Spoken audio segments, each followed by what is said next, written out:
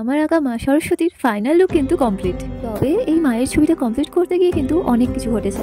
আসলে মায়ের মুখের একটা জায়গা ঠিক করতে গিয়ে অনেকটা অংশ এভাবেই উঠে যায়। আর সত্যি কথা বলতে আগের ফেসটা মানে যেটা আমি সেকেন্ড পার্টে দেখিয়েছিলাম তাতে কিন্তু অনেক কিছু ভুলছিল, আর সময়ের অভাবে আমি সেটাকে এড়িয়েই গেছিলাম। তবে আশ্চর্যের বিষয় হলো আমার অজান্তেই মায়ের ছবিটা ঠিক করতে মা নিজে আমাকে হেল্প করে দিল। মা সরস্বতীর ফাইনাল যে আউটকামটা এসছে সেটা আগের থেকে বেটার আমি বলতে পারি। তবে এ টু জেড পুরো পারফেক্ট এমন হয়তো না, তবে একটা ব্যাপার শেয়ার করা উচিত হবে কিনা আমি জানি না, অনেকে হয়তো বেশিও ভাবতে পারে, কিন্তু সত্যি যেটা আমি মন থেকে অনুভব করেছি সেটাই আমি বলবো। আসলে পুরো ছবিটা কমপ্লিট হওয়ার পর ছবিটাকে ভালো করে দেখার জন্য আমি কিছুক্ষণ তাকিয়েছিলাম, এবং মায়ের মুখের দিকে ভালো করে দেখার সময় হঠাৎ করে কোনো কারণ ছাড়া খুব ইমোশনাল ফিল করি। হ্যাঁ, কান্না চলে আসে। আসলে মা তো আমাদের সাথেই আছে, আমাদের আশেপাশে, আর মাঝে মধ্যে এভাবেই হয়তো আমাদের বুঝিয়ে দেয় যে আমরা একা নই। আর মা সরস্বতী ফাইনাল লুকটা তোমাদের কেমন লাগলো অবশ্যই জানিও।